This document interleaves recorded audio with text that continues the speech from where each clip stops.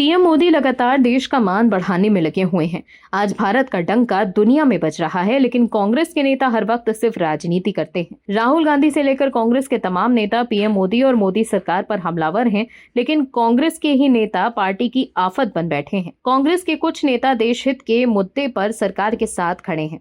दर्शकों, सर्वदलीय विदेश दौरे के बाद देश की सभी सांसद भारत लौट आए हैं। जिस देश में जिम्मेदारी दी गई थी, वहां उन्होंने भारत के पक्ष को मजबूती से रखा।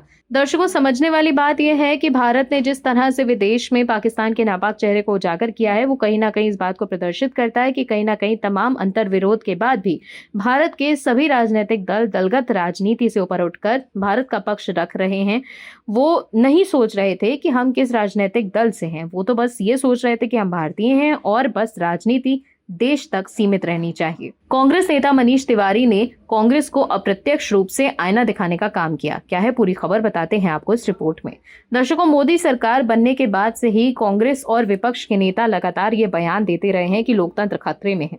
कांग्रेस के नेता समय समय पर यह बयान देते रहे हैं, देश में अघोषित आपातकाल लागू है और देश में लोकतंत्र नाम की चीज बची ही नहीं है। कांग्रेस महासचिव जयराम रमेश ने पीएम मोदी के बतौर प्रधानमंत्री 11 साल पूरे होने पर सोशल मीडिया प्लेटफॉर्म एक्स पर एक पोस्ट शेयर किया था और लिखा था कि आज 26 मई 2025 है।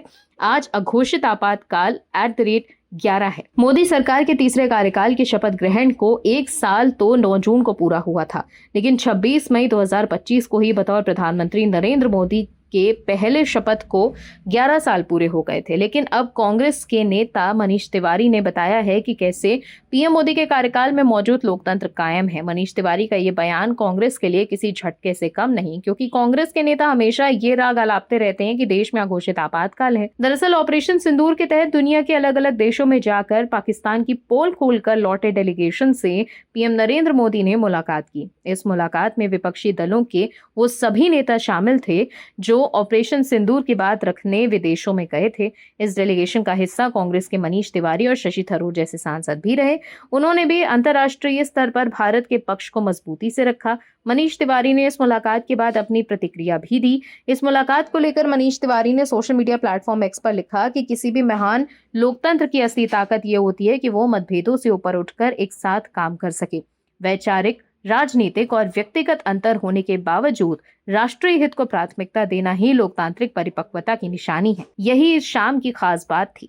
मनीष तिवारी ने आगे लिखा कि प्रधानमंत्री नरेंद्र मोदी के साथ मुलाकात कर अलग अलग देशों में मिले अनुभव साझा करना और उनका नजरिया सुनना एक सुखद अवसर था, खासकर जब देश एक कठिन दौर से गुजर रहा है। इस प्रतिनिधिमंडल में शामिल कांग्रेस सांसद मनीष तिवारी ने लोकसभा में विपक्ष के नेता राहुल गांधी के बयानों पर भी प्रतिक्रिया दी। उन्होंने ANI को दिए गए बयानों में पहले भी ये कहा कि हमारे भारत की लोकतंत्र की ताकत तो उसकी विविधता और अलग अलग विचारों की आजादी है। यही बात भारत को पाकिस्तान और कई तानाशाही देशों से अलग बनाती है। मनीष तिवारी ने यह भी कहा कि लोकतंत्र में विभिन्न विचारों का होना कमजोरी नहीं बल्कि ताकत है। हर किसी को अपनी बात कहने का अधिकार है, लेकिन मैं ये साफ कर दूं कि इस मिशन का मुख्य उद्देश्य पाकिस्तान को अंतर्राष्ट्रीय मंच पर बेनकाब करना था और इस काम में जो टीमें विदेश गईं, उन्होंने इस सोच को बीज बो दिया है। तो देखा आपने कैसे मनीष तिवारी ने बता दिया कि भारत में महान लोकतंत्र कायम है, जिसकी वजह से राहुल गांधी को भी बोलने की आजादी है। लेकिन कांग्रेस के नेता एक तरफ तो ये कहते हैं कि देश में अघोषित आपातकाल लागू है, वहीं दूसरी तरफ जी भर कर अपने देश के प्रधानमंत्री पर निशाना भी साधते हैं। Bureau report OMH news. आप दर्शकों से विनम्र निवेदन है कि चैनल को सब्सक्राइब जरूर करें